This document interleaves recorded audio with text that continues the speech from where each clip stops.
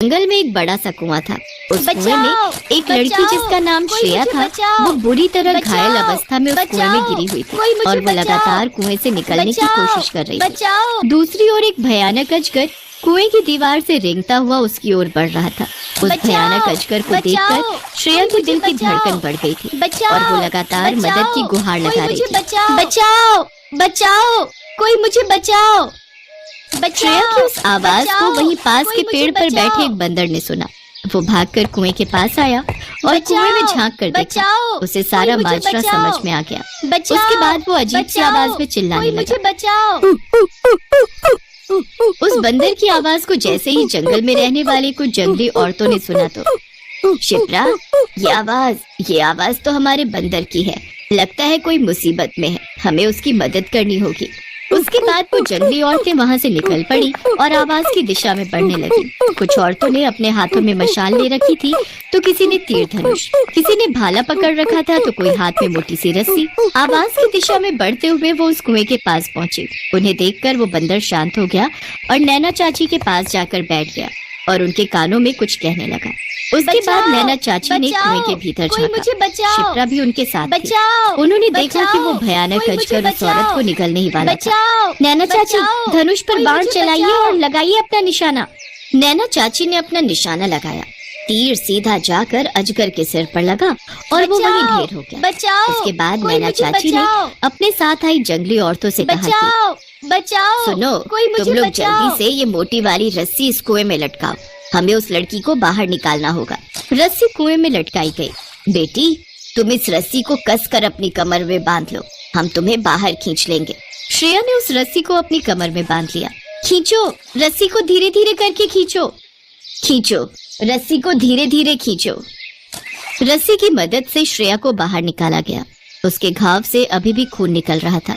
सुनो, तुम लोग जल्दी से जड़ी बूटी के पेड़ से पत्तियां तोड़ लाओ और उसे पीसकर इसके घाव पर लगाओ। इसे तुरंत आराम मिलेगा। श्रेया के घाव पर जड़ी बूटियों का रस लगाया गया।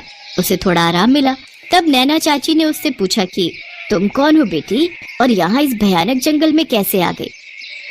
नैना चाची की बातों को सुनकर श्रेया फूट फूट कर रोने लगी। अरे क्या हो गया बेटी, तुम रो क्यों रही हो? श्रेया नैना चाची की ओर देखने लगी और पुरानी यादों में खो गई। ये तुम क्या कह रही हो? तुम माँ बनने वाली हो? हाँ अंकित, पर तुम्हारा चेहरा देखकर ऐसा क्यों लग रहा है कि तुम इस बात को सुनकर खुश नहीं हो? अरे ये तुम क्या कह रही हो? ऐसा बिल्कुल नहीं है। मैं तो बहुत खुश हूँ, लेकिन मुझे टेंशन भी हो रही है। किस बात की टेंशन? श्रेया, ये माना कि ये मेरा बच्चा है, लेकिन हम दोनों शादीशुदा नहीं है। हाँ तो फिर करो ना शादी। पिछले कई महीनों से तो मैं यही बात कह रही हूँ, लेकिन तुम हो कि बार बार टाले जा रहे हो। हाँ श्रेया, शादी तो करनी ही होगी। सुनो ना, तुम मुझे 1 सप्ताह का समय दो, इस बीच मैं सारी तैयारी कर लेता हूँ, है ना? श्रेया और अंकित कॉलेज में साथ ही पढ़ते थे। श्रेया को अंकित से प्यार था, लेकिन अंकित श्रेया से प्यार का नाटक किया करता था। श्रेया को इस बात का पता नहीं था। उसे अंकित पर पूरा भरोसा था। अंकित ने श्रेया के इसी भरोसे का कई बार नाजायज फायदा उठाया था और आज जब वो गर्भवती थी, वो भी उसके अंकित पर उसी अंधविश्वास का परिणाम था। एक और श्रेया अंकित से शादी के ख्वाब देख रही थी, तो दूसरी ओर अंकित किसी और उधेड़बुन में लगा था। ये तो मजाक में बड़ा सीरियस मामला हो गया। श्रेया प्रेग्नेंट हो गई और अब वो मुझसे शादी करना चाहती है। पागल है वो। अरे मैंने ये सब शादी के लिए थोड़े किया, मुझे एंजॉय करना था, कर लिया। ये शादी वादी बीच में कहाँ से आ गई? मुझे कुछ तो करना ही होगा, नहीं तो ये श्रेया नाम की हड्डी मेरी जिंदगी के गले में फंसी रहेगी। अंकित ने एक प्लान बनाया और उसने श्रेया को फोन किया। श्रेया, कैसी हो? ठीक नहीं हूँ अंकित, बहुत टेंशन हो रही है। अगर किसी को मेरे प्रेग्नेंट होने की बात पता चल गई तो फिर क्या होगा? तुम्हें पता है ना ये समाज एक बिन ब्याही माँ को किस नजर से देखता है। अरे बस तुम कुछ घंटों की ही बिन ब्याही माँ हो। कुछ घंटों बाद हम दोनों मंदिर में शादी करने वाले हैं। सच? अरे तुम्हारे सर की कसम। सुनो, तुम मुझे एंजल मॉल के पास मिलो, मैं तुम्हें वहीं पिक कर लूंगा, फिर वहां से हम मंदिर जाएंगे। अंकित ने श्रेया को मॉल के पास से पिक किया। श्रेया बहुत खुश थी। Ankit, I am really very very happy. मेरी लाइफ का सबसे बड़ा सपना कुछ देर में पूरा हो जाएगा। मैं तुम्हारी वाइफ बन जाऊंगी। I love you Ankit. I love you too Shreya. ये कहकर अंकित ने अपने पास रखी एक कोल्ड ड्रिंक की बोतल उसकी ओर बढ़ाई। श्रेया उसकी ओर देखकर मुस्कुराई और कोल्ड ड्रिंक पीने लगी। कुछ देर बाद, अंकित यार ये मेरा सर क्यों घूम रहा है और सब कुछ धुंधला धुंधला क्यों दिख रहा है। ये कहते हुए उसकी आवाज बोझिल होने लगी और फिर वो बेहोश हो गई। उसकी बेहोशी के बाद बहुत शादी का भूत सवार था ना तेरे ऊपर, अब वो भूत ऊपर जाकर उतर जाएगा।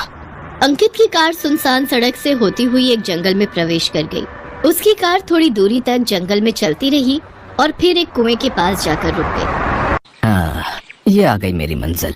3 दिन पहले ही यहाँ आकर मैंने सब कुछ देख लिया था मेरी जान, ताकि मुझे इस जंगल में कोई दिक्कत ना हो। अंकित ने श्रेया को उठाया और उसे कुएं में फेंक दिया। छपाक की एक आवाज आई और एक बार फिर अंकित जोर जोर से हंसने लगा। बाय माय डियर श्रेया, शादी मुबारक हो। तो तुम प्रेग्नेंट हो श्रेया? हाँ, और मेरी इस हालत की वजह भी मेरा प्रेग्नेंट होना ही है। अंकित को शायद ये मंजूर नहीं था। श्रेया, क्या तुम वापस अपने प्रेमी के पास जाकर उसे सबक सिखाना चाहती हो? नहीं, मैं उसे कुछ नहीं कहना चाहती। मैं उसे बहुत प्यार करती हूँ। तो फिर अब तुम कहाँ जाओगी?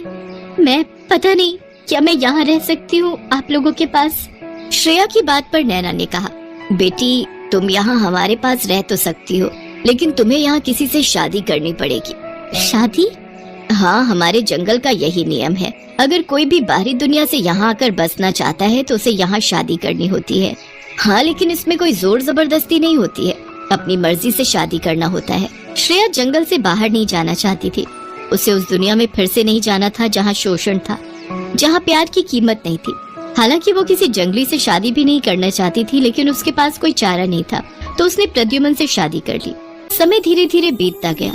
इस बीच श्रेया ने महसूस किया कि प्रद्युमन उसका बहुत ख्याल रखता है, उसकी हर छोटी बड़ी जरूरतों का भी पूरा ख्याल रखता है, ये जानते हुए भी कि वो किसी और के बच्चे की माँ बनने वाली है। प्रद्युमन उससे कोई भेदभाव नहीं करता था, हालांकि वो उससे खिंची खिंची रहती। कुछ दिनों के बाद श्रेया ने एक लड़की को जन्म दिया। उस लड़की को देखकर प्रद्युमन खुशी से झूमने लगा और अपनी माँ से बोला, माँ देखो कितनी प्यारी बच्ची आई है हमारे घर। मैं पिता बन गया माँ, मैं पिता बन गया। प्रद्युमन के उस व्यवहार को देखकर श्रेया की आंखें भर आईं।